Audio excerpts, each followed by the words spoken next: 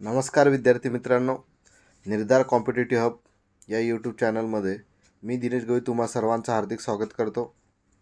आपला चालू आहे की दशांश अपूर्णांक आणि त्यावरील मूलभूत क्रिया हा चौथा टॉपिक आपला चालू आहे आणि त्यामधलं आपण दशांश अपूर्णांकाचं बेसिकसुद्धा घेतलेलं आहे आणि दशांश अपूर्णांकाचा स्वाध्याय 4.1 सुद्धा घेतलेला आहे। आज आपण बघणार आहोत स्वाध्याय 4.2। तर जास्त वेळ न घेता आपण आपल्या स्वाध्यायाकडे येऊया। तर बघा, पहिला प्रश्न आहे स्वाध्याय 4.2 मधला, पुढीलपैकी सर्वात मोठी संख्या कोणती? एकदम सोपा प्रश्न आहे। बघा, दशांश अपूर्णांकामध्ये सर्वात मोठी संख्या ओळखायची जर असेल तर पॉईंटच्या आधी बघा कोणता अंक आहे। आता बघा, इथं पॉईंटच्या आधी 0 अंक आहे, इथं पण 0 अंक आहे, इथं पण 0 अंक आहे आणि इथं पण 0 अंक आहे। म्हणजे पॉईंटच्या आधी पहिले बघायचं की मोठा अंक आहे का। मग प्रत्येक ठिकाणी 0 0 होता पॉईंटच्या आधी। मग नंतर पॉईंटच्या नंतर बघा कुठं मोठ्या संख्या आहे। आता बघा, पहिल्या ऑप्शनमध्ये 0 पॉईंटच्या नंतर इथं 0 आला, बरोबर आहे। नंतर यानंतर इथं पॉईंटच्या नंतर 0 आला, इथं बघा पॉईंटच्या नंतर 0 आला आणि इथं पॉईंटच्या नंतर काय आला? 3 आला। म्हणजे 3 काय आहे? 0पेक्षा मोठी संख्या आहे। म्हणजे या तिन्ही ऑप्शनमध्ये उत्तर कुठलं येत आहे? डी येत आहे। म्हणजे उत्तर किती आलं आपलं? 0.3। ठीक आहे, लक्षात घ्या। पॉईंटच्या आधी बघायचं की मोठी संख्या आहे का, तर प्रत्येक ठिकाणी 0 0 होते। नंतर पॉईंटच्या नंतर बघायचं कोणती मोठी संख्या आहे। मग इथं 0 होता, इथं 0 होता, इथं 0 होता आणि शेवटी इथं 3 होता आणि 0पेक्षा 3 ही मोठी संख्या आहे। म्हणजे उत्तर आलं आपलं डी। एवढं सोपं आहे। ठीक आहे, पुढचा प्रश्न आपण बघूया।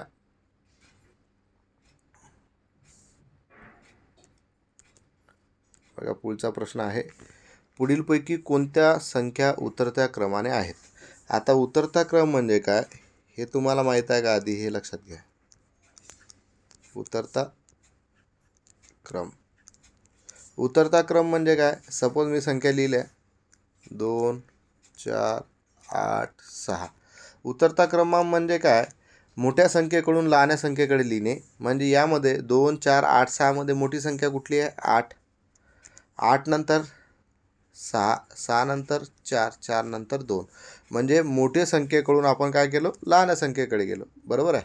आता चढता क्रम म्हणजे काय हे लक्षात घ्या। चढता क्रम म्हणजे काय? आपण चढू राहिलो, पायऱ्या चढू राहिलो म्हणजे काय? खालून वरती चाललो, म्हणजे लहान संख्येकडून मोठ्या संख्येकडे। म्हणजे 2 4 8 6 यामधली पहिली संख्या कोणती येईल? सर्वात लहान येईल 2, त्यापेक्षा मोठी येईल 4, त्यापेक्षा मोठी येईल 6 आणि त्यापेक्षा मोठी येईल 8, अशा तऱ्हेनुसार, बरोबर आहे। म्हणजे उतरता क्रम म्हणजे काय की मोठ्या संख्येकडून लहान संख्येकडे जाणे आणि चढता क्रम म्हणजे काय? लहान संख्येकडून मोठ्या संख्येकडे जाणे। तर आपल्याला उदाहरणामध्ये विचारलं आलं आहे की पुढीलपैकी कोणत्या संख्या उतरत्या क्रमाने आहेत। म्हणजे आपल्याला सर्वात मोठी संख्या, त्यापेक्षा लहान आणि त्यापेक्षा लहान अशा क्रमानुसार जायचं आहे। तर आता आपल्या एक्झाम्पलचं उत्तर आपण बघूया। त्यासाठी हे रफ करून घेतो। बघा, पहिलं ऑप्शन काय दिलेलं आपल्याला? बघा, आपल्याला पहिला ऑप्शन आहे 12.075, दुसरा आहे 12.705, तिसरा आहे 12.750। ठीक आहे, आता पहिला ऑप्शन आपण चेक करू उतरत्या क्रमाने आहेत का, बरोबर आहे। बघा, आता पहिला आहे 12.075, दुसरं 12.705, तिसरं आहे 12.750। आधी काय बघतो आपण? दशांश चिन्हाच्या अगोदरची संख्या बघतो। इथं 12 आहे, इथं 12 आहे, इथं 12 आहे, सारखं आहे। मग दशांश चिन्हाच्या नंतरची संख्या बघतो। इथं काय आहे? 0 आहे, बरोबर आहे। इथं 0 आहे, इथं 7 आहे। 7 ही मोठी संख्या आहे, ही पहिलं असायला पाहिजे होती, बरोबर आहे ना। आणि नंतर इथं सुद्धा 7 आहे, ही पण पहिले असायला पाहिजे होती, पण त्यांनी ही पहिले दिली म्हणजे हे उत्तर तर चुकलेलंच आहे, बरोबर आहे। बी बघा, बीमध्ये दशांश चिन्हाच्या अगोदर इथं 12 आहेत, इथं 12 आहेत, इथं 12 आहेत, बरोबर आहे। आता दशांश चिन्हाच्या नंतर बघा मोठा अंक, इथं बघा 7 आहे, बरोबर आहे, 7 आहे, इथं पण 7 आहे, बरोबर आहे, इथं पण 0 आहे। म्हणजे 7 ही मोठी संख्या होती, पुढे घेतलेली आहे आणि 0 शेवटी होता, म्हणजेच लहान संख्या आहे म्हणून शेवटी घेतलेला आहे। ठीक आहे, म्हणजे हे उतरत्या क्रमाने आहे। आता बघा, इथं 7 आहे, इथं 7 आहे, मग 7च्या नंतरचा अंक बघा, इथं किती आहे? 5 आहे, 5 ही मोठी संख्या आहे आणि इथे किती आहे? 0 आहे, 0 ही लहान संख्या आहे। म्हणजे बघा, इथं 12.75 ही मोठी संख्या होती आणि त्यापेक्षा लहान होती 12.70 आणि त्याच्यापेक्षा लहान होती 0.7। म्हणजे सिक्वेन्सनुसार जर पाहिला तर आपलं ऑप्शन येते बी, उतरत्या क्रमाने 12.750 येईल पहिले, नंतर येईल 12.705, नंतर येईल 12.075। म्हणजे उत्तर किती आलं आपलं? बी आलं। आता पुढे बघण्याची गरजच नाही, बरोबर आहे. पुढे बघण्याची गरज नाही. 12.750 नंतर 0.75 नाही पाहिजे होतं, हे पाहिजे होतं, हे चुकलं. इथं 12.075 लहान संख्या पहिले आलेली आहे म्हणजे हे पण चुकलं. म्हणजे उत्तर काय आलं आपलं बी आलेलं आहे. ठीक आहे. पुढचा प्रश्न आपण बघूया. बघा पुढचा प्रश्न काय म्हणतो, सोपा आहे. 278.10 भागेला 13.5 बरोबर 20.6. तर 27,810 भागेला 1.35 बरोबर किती. ठीक आहे. दशांश अपूर्णांकाचा भागाकार आहे. ऑलरेडी मी तुमचा दशांश अपूर्णांकाच्या बेसिकमध्ये सुद्धा घेतलेला आहे आणि 4.1 मध्ये सुद्धा या टाईपचे आपले उदाहरणं झालेले आहेत. तरीसुद्धा बघूया. आपल्याला माहीत आहे पॉईंट काढून आपण भागाकार करतो तर 27,810 हे होईल आणि हे किती होतील 135. याचा जर भागाकार केला तर 206 येते, बरोबर आहे. बरोबर आहे. आता याच्यामध्ये बघू 278.10 इथं पॉईंट आहे, इथे किती आहे एका स्थळांतर पॉईंट, म्हणून इथं 2 स्थळांतर पॉईंट होता, इथं एका स्थळांतर पॉईंट होता, म्हणजे दोनातून एक गेले, एका स्थळांतर त्यांनी पॉईंट दिला, बरोबर आहे. हे उत्तर बरोबर आहे. आता आपल्याला चेक करायचं आहे आपलं उत्तर. तर ते उत्तर चेक करण्यासाठी काय करावं लागेल बघा, 27,810 भागेला 1.35 बरोबर. भागाकार किती येईल याचा 206 येईल, बरोबर आहे. आता वरती बघा पॉईंट नाही आहे, खाली पॉईंट आहे. किती स्थळांतर 2 स्थळांतर, म्हणजे भाजकामध्ये पॉईंट असेल तर तेव्हा आपण पॉईंट न देता काय देतो 0 देतो. वरती पॉईंट नाही आहे म्हणजे इथं 0 स्थळांतर पॉईंट आहे. खाली किती स्थळांतर पॉईंट आहे 2 स्थळांतर, म्हणजे 2मधून 0 गेले, कितीचा फरक आहे 2चा आहे. म्हणजे भाजकाची दशांश चिन्हाची संख्या 2ने जास्त आहे, म्हणून 2ने जास्त असल्यामुळे आपण जे पण उत्तर येते त्याच्यापुढे 2 शून्य देऊ. म्हणजे उत्तर किती आलं 20,600. म्हणजे उत्तर किती आहे आपलं बी नंबरचं. हे ऑलरेडी आपण घेतलेलं आहे. जर तुम्हाला यावरचं जर बेसिक पाहायचं असेल तर तुम्ही माझ्या नवोदयच्या प्लेलिस्टमध्ये जाऊन दशांश अपूर्णांक बेसिक हा टॉपिक बघून घ्यायचा आहे. नाहीतर याच व्हिडिओच्या डिस्क्रिप्शन बॉक्समध्ये मी त्याची लिंक टाकत आहे, ती तुम्ही बघून घ्यायचं आहे. ठीक आहे. पुढचा प्रश्न आपण बघूया. बघा पुढचा प्रश्न आहे इम्पॉर्टंट. 4.239ला 0.9ने भागाकार दिल्यावर हाती येते. ठीक आहे. म्हणजे याचा भागाकार आपल्याला करायचा आहे. सरळ सरळ भागाकार आहे काय आहे 4.239 भागेला 0.9. काय करतो आपण पॉईंट काढून भागाकार करून घेतो, म्हणजे किती येतील 42,39 भागेला 9. भागाकार जर केला तर तोंडी बघा नमचोक किती होतात 36, बरोबर आहे. किती बाकी राहिले 6, 9 7 63, बरोबर आहे. 9 1 9, 471 भागाकार येतो. आणि आता आपण बघूया पॉईंट. बघा वरती किती स्थळांतर पॉईंट आहे 1 2 3 स्थळांतर पॉईंट आहे. खाली किती स्थळांतर पॉईंट आहे एका स्थळांतर पॉईंट आहे. काय करतो आपण याच्यामधला फरक काढतो, 3तून 1 गेला 2ने जास्त आहे, म्हणजे वरचा जो आहे त्याला काय म्हणतो आपण भाज्य आणि खालचा जो आहे त्याला काय म्हणतो आपण भाजक. म्हणजे भाज्याची दशांश चिन्हाची संख्या जास्त असते तेव्हा आपण काय देतो, जेवढा जास्त आहे तेवढा स्थळांतर पॉईंट देतो. मग याची भाज्याची दशांश चिन्हाची संख्या भाजकापेक्षा कितीने जास्त आहे 2ने जास्त आहे, म्हणून जे पण उत्तर येईल तिथं 2 स्थळांतर पॉईंट लागेल. हे पहिलं स्थळ दुसरं स्थळ दुसऱ्या स्थळांतर पॉईंट, म्हणून उत्तर काय येईल 4.71. म्हणजे उत्तर आलं आपलं बी. ठीक आहे. पुढे आपण बघूया पुढचा प्रश्न. 0.8 आणि 0.04 यांचा गुणाकार किती. हे तर एकदम पांचट प्रश्न आहे. बघा 0.8 म्हणजेच पॉईंट काढून काय घेतला 8 आला, इथं पॉईंट काढल्यामुळे काय आला 4, म्हणजे उत्तर येईल किती येईल 32. आता बघा गुणाकारामध्ये आपण एकूण संख्या बघतो. एकूण संख्या म्हणजे काय दशांश चिन्ह एकूण. इथे एक स्थळांतर पॉईंट होता, इथं किती स्थळांतर आहे 2, म्हणजे 2 आणि 1 3 स्थळांतर पॉईंट यावं लागेल. म्हणजेच याचं उत्तर काय येईल 0.032, बरोबर आहे. म्हणजे 32 आला. पहिलं स्थळ दुसरं स्थळ तिसरं स्थळ नव्हतं म्हणून 0 दिला, पॉईंट दिला आणि 0 झाला, म्हणजे उत्तर किती आलं 0.032. याचं उत्तर आहे सी. ठीक आहे. पुढे आपण बघूया 6वा प्रश्न. 6वा प्रश्न बघा समजून घ्या प्रश्न. 2 संख्यांचा गुणाकार 3.92 आहे, त्यापैकी एक संख्या दुसरीच्या दुप्पट आहे, तर त्यातील मोठी संख्या कोणती. आता 2 संख्यांचा त्यांनी गुणाकार दिलेला आहे 3.92 आणि त्यांनी एक कंडिशन दिली की त्यापैकी जी एक संख्या आहे ती दुसरीच्या दुप्पट आहे. आता त्या संख्या कोणत्या आहेत आपल्याला माहीत नाही आहे आणि त्यामधली त्यांनी सांगितली की मोठी संख्या कोणती. म्हणजेच मी पहिली संख्या बरोबर समजा मी काय म्हणतो, समजा मी म्हणतो पहिली संख्या बरोबर, लक्ष द्या, पहिली संख्या मला माहीत आहे का कोणत्या संख्या आहे ते नाही माहीत, म्हणून मी x म्हणतो, बरोबर आहे. तर दुसरी संख्या बरोबर आता आपल्याला इथं दिलेलं आहे एक संख्या दुसरीच्या दुप्पट आहे, म्हणजे दुप्पट म्हणजे काय 2, म्हणजेच गुणाकारात 2 म्हणजेच काय झालं 2x. पहिली संख्या x घेतली, दुसरी दुप्पट आहे म्हणजेच काय झाली 2x, बरोबर आहे. आणि त्यांचा गुणाकार किती दिलेला आहे 3.92. मग मी काय करतो, पहिली संख्या गुणेला दुसरी संख्या बरोबर किती 3.92, म्हणजेच पहिली संख्या काय x गुणेला दुसरी संख्या काय घेतली मी 2x, त्यांचा गुणाकार किती आला 3.92. x गुणेला x, xचा वर्ग आणि हा 2x वर्ग बरोबर किती आलं 3.92, बरोबर आहे. xची किंमत काढायची आहे, म्हणजेच x वर्ग बरोबर हा 2 इथं गुणाकारात आहे, इथं काही चिन्ह नाही म्हणून इकडे जाताना कशामध्ये जाईल भागाकारामध्ये, म्हणजेच 3.92 भागेला 2, म्हणून x वर्ग बरोबर बघा बे बरोबर आहे. बे 1 बाकी राहिला, 18 बेसक 12. इथे दिशांचिन्ह 2 स्थळांतर होतं, खाली नाही आहे, म्हणजे सरळ 2 स्थळांतर पॉईंट द्यावा लागेल. म्हणजे x वर्ग बरोबर 1.96 आला. तर x जर काढायचा असेल तर 1.96चं काय करायला लागेल वर्गमूळ. आता पॉईंट काढल्यामुळे किती भेटतात 196.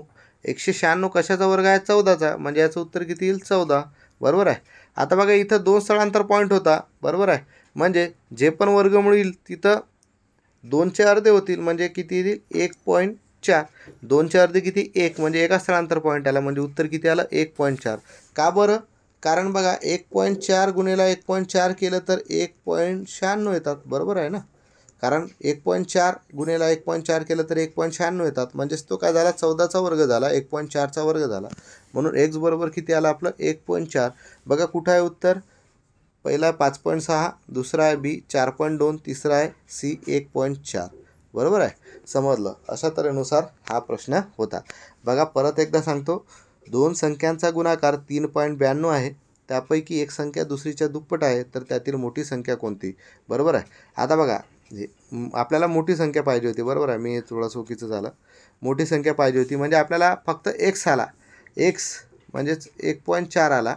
आपल्याला मोठी संख्या पाहिजे म्हणजे दुप्पटवाली संख्या लागेल, म्हणजेच 1.4ची जर दुप्पट केली गुणेला 2 जर केले तर उत्तर किती येते 2.8 येते, बरोबर आहे. उत्तर किती येते 2.8, म्हणजे उत्तर किती येईल आपलं डी 2.8. कारण त्यांनी आपल्याला विचारलं होतं त्यापैकी मोठी संख्या कोणती. मी फक्त सरळ संख्या पाहिली, पण त्यामध्ये आपल्याला त्यापैकी मोठी संख्या विचारली होती, म्हणून जी दुपटीवाली संख्या असेल ती मोठी येईल. म्हणून 1.4ची दुप्पट केली तर उत्तर आलं 2.8. परत एकदा आपण बघूया की 2 संख्यांचा गुणाकार 3.92 आहे, त्यापैकी एक संख्या दुसरीच्या दुप्पट आहे, तर त्यातील मोठी संख्या कोणती. म्हणून मी काय केलं, पहिली संख्या मला माहीत नाही म्हणून x घेतलं, दुसरी संख्या बरोबर त्याच्या दुप्पट होती म्हणून 2x आले, आणि त्या 2 संख्यांचा गुणाकार 3.92 आहे, म्हणून मी x गुणेला 2x बरोबर 3.92. x गुणेला x, xचा वर्ग झाला आणि 2 जसाच्या तसा, म्हणजेच 2x वर्ग बरोबर 3.92 झाले. आता मला xची किंमत काढायची आहे, 2 इथं गुणाकारामध्ये आहे, इकडे जाताना भागाकारामध्ये जाईल, बरोबर आहे. हा भागाकारामध्ये आला, x वर्ग बरोबर 3.92 भागेला 2, म्हणजेच x वर्ग बरोबर किती झाले 2ने 3.92ला भागलं तर 1.96. मग x बरोबर वर्गमुळात 1.96, मग x बरोबर किती आलं 1.4. पण त्यापैकी आपल्याला मोठी संख्या पाहिजे होती, म्हणजेच पहिली संख्या आपल्याला भेटली 1.4 आणि दुसरी संख्या तिचे दुप्पट आहे, म्हणजे दुप्पटवाली संख्या मोठी राहणार, म्हणून 1.4ची दुप्पट केली तर किती भेटले 2.8, म्हणजे त्यापैकी मोठी संख्या किती आहे 2.8. ठीक आहे. पुढचा प्रश्न आपण बघूया. बघा पुढचा प्रश्न सेम तसाच आहे. बघा 2 दशमान संख्यांचा गुणाकार 14.837 आहे, जर त्यापैकी एक संख्या 4.01 असेल तर दुसरी दशमान संख्या कोणती. याचे ऑप्शन मी लिहिलेलं नाही आहे. तर बघा पहिलं ऑप्शन आहे याचं 3.7, दुसरं ऑप्शन आहे 3.07, तिसरं ऑप्शन आहे 3.007 आणि चौथा ऑप्शन आहे 37. ठीक आहे. अशा तऱ्हेनुसार याचे ऑप्शन आहेत. 2 दशमान संख्यांचा गुणाकार 14.837 आहे, जर त्यापैकी एक संख्या 4.01 असेल तर दुसरी दशमान संख्या कोणती. 2 संख्यांचा गुणाकार दिलेला आहे आणि त्यामधली एक संख्यासुद्धा दिलेली आहे. मग पहिली संख्या समजा आपण 4.01 म्हटली, गुणेला दुसरी संख्या माहीत नाही म्हणून x बरोबर त्यांचा गुणाकार किती झाला 14.837.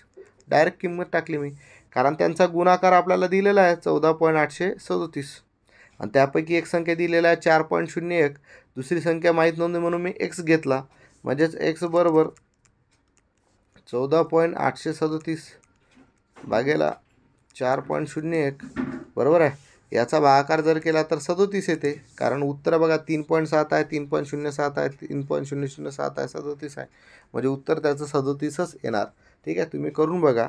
401नं जर 1483ला जर भागलं, पहिले 1483ला, तर 3चा भाग जाईल, 1203 येतील, खाली 2807 राहतील, आणि 401 गुन्हेला जर 7 केलं तर 2807 होता, म्हणजे भागाकार आला 37. आता बघायचं आपल्याला पॉईंट. इथं बघा वरती अंशामध्ये म्हणजेच भाज्यामध्ये 3 स्थळांतर पॉईंट आहे, खाली 2 स्थळांतर पॉईंट आहे, म्हणजे 3तून 1 गेला, 3तून 2 गेले, किती राहिला? 1 राहिला. म्हणजे भाज्याची दशांचिन्हाची संख्या जास्त असते तेव्हा आपण पॉईंट देतो. मग किती स्थळांतर पॉईंट द्यायला लागेल? एकच स्थळांतर, म्हणजे उत्तर किती आलं माझं? 3.7. हे आपलं 7व्याचं उत्तर. ठीक आहे, पुढे बघूया 8वा प्रश्न. जर 12,276 भागेला 1.55 बरोबर 7,920 तर 1227.6 भागेला 7,920 ची किंमत किती? बरोबर आहे. बघा, यांनी पहिले काय म्हटलं आहे की 12,276 भागेला 1.55 बरोबर याचं उत्तर येते 7,920. आता इथं आधी समजून घ्या, इथं दशांचिन्ह 2 स्थळांतर आहे, बरोबर आहे. वरती पॉईंट आहे का? नाही आहे, बरोबर आहे. वरती पॉईंट नाही आहे, वरती पॉईंट नाही आहे. मग खाल्ले भाजकाची दशांचिन्ह संख्या जास्त असेल तर आपण काय करतो? जेवढी जास्त आहे तेवढे शून्य देतो. मग इथं 2 स्थळांतर पॉईंट आहे, भाजकामध्ये आहे, म्हणजे इथं 2 शून्य यायला पाहिजे होते, बरोबर आहे. 2 शून्य यायला पाहिजे होते, पण त्यांनी काय दिलं आहे? एकच शून्य दिलं आहे, 7,920 घेतला आहे. म्हणजे याचा अर्थ याचं उत्तर काय होतं? 79.2. करून बघा. 155ने 12,276ला भागलं तर 79.2 येतात. पण त्यांनी नंतर इथं दशांचिन्ह 2 स्थळांतर असल्यामुळे काय करावं लागेल? 100ने गुणावं लागेल, बरोबर ना. तर 100ने गुणल्यामुळे काय भेटतात? 7,920, म्हणजे 2 शून्य आपण पुढे दिले, बरोबर आहे. म्हणजे ॲक्च्युअलमध्ये याचा भागाकार किती येतो? 79.2 येतो, बरोबर आहे. पण हे दशांचिन्ह 2 स्थळांतर असल्यामुळे भाजकामध्ये आपण 2 शून्य देतो, म्हणजे 100ने गुणतो. 100ने गुणल्यामुळे ते किती झाले? 7,920 झाले. ठीक आहे. आता आपल्याला बघा, आपल्याला माहीत आहे याचा भागाकार 122.76 भागेला 155 केले तर 79.2 येतो. तर आपल्याला सेम तशाच प्रकारचं काढायचं आहे. तर याला मी थोडंसं रफ करतो. आपल्याला काय विचारलं आहे त्यांनी की 1227.6 भागेला 7,920 याचं उत्तर काय येईल रे? 155 येईल, कारण ह्याचं 155 आहे, बरोबर आहे. आता बघा, इथं दशांचिन्ह एका स्थळांतर आहे आणि इथं किती स्थळांतर आहे? नाही आहे, बरोबर आहे. आता याला भागल्यामुळे इथं काय यायला पाहिजे होतं? इथं काय यायला पाहिजे होतं? 79.2 यायला पाहिजे होतं ना, 79.2, बरोबर आहे. आता बघा, इथं वरती किती स्थळांतर पॉईंट आहे? एका स्थळांतर. इथे किती स्थळांतर आहे? 2 स्थळांतर. पण आपल्याला इथं नाही त्यांनी दिलेलं आहे, बरोबर आहे. तर बघा, उत्तर तर आपलं 155 येईल. उत्तर तर आपलं किती येईल? 155 येईल. उत्तर तर आपलं किती येईल? 155 येईल. 155 आल्यानंतर आपल्याला काय करावं लागेल हे महत्त्वाचं आहे. आता बघा, इथं पॉईंट जो आहे, इथं पॉईंट जो आहे एका स्थळांतर आहे, आणि आपल्याला माहीत आहे की इथं 1.55 भागल्यामुळे 7,920 उत्तर आलं होतं. म्हणजे ॲक्च्युअलमध्ये 7,920मध्ये 0.2 स्थळांतर होता, म्हणजे इथला 1 आणि इथले 2 टोटल 3 स्थळांतर पॉईंट येईल. म्हणजे उत्तर येईल आपलं 0.155. 0.155 म्हणजे उत्तर काय येईल? सी. ठीक आहे. आता बघा, हे उत्तर एकदम सोपी होतं. पुढचा प्रश्न आपण बघूया, 9 नंबरचा. जेव्हा 48.480ला 8ने भागावे तेव्हा येणारा भागाकार असेल. 48.480ला 8ने भागावे तेव्हा येणारा भागाकार असेल. याचं उत्तर तुम्हाला काढता येईल. काय करतो आपण? 48.480 याला पहिले पॉईंट काढून देऊन 8ने भागून घेऊ, तर काय येईल? 8 सक 48. 8ने 4ला भाग जात नाही, 0चा भाग दिला, परत 8 खाली आला, 8 सक 48, 0. आता बघा, इथं पॉईंट किती स्थळांतर आहे? 3 स्थळांतर आहे, म्हणजे जे पण उत्तर येईल तिथं 3 स्थळांतर पॉईंट येईल. म्हणजे काय येईल उत्तर? 6.060. पहिला ऑप्शन आहे. म्हणजे अशा तऱ्हेनुसार आपण घेतलेला आहे आपला स्वाध्याय 4.2. ठीक आहे. जर तुम्हाला माझे व्हिडिओ जर आवडत असतील तर माझ्या चॅनलला जास्तीत जास्त लाईक करायला विसरू नका, जास्तीत जास्त शेअर करायला विसरू नका आणि जास्तीत जास्त सबस्क्राईब करायला सुद्धा विसरायचं नाही आहे. ठीक आहे. आणि ज्यांनी स्वाध्याय 4.1 आणि दशांश पूर्णांकाचं बेसिक पाहिलं नसेल त्यांनी या व्हिडिओच्या डिस्क्रिप्शन बॉक्समध्ये मी त्याची लिंक टाकत आहे, त्यामध्ये जाऊन त्यांनी ते बघून घ्यायचं आहे. तरच ते तुम्हाला हे स्वाध्याय 4.1 आणि 4.2 समजायला अडचण होणार नाही. ठीक आहे. धन्यवाद.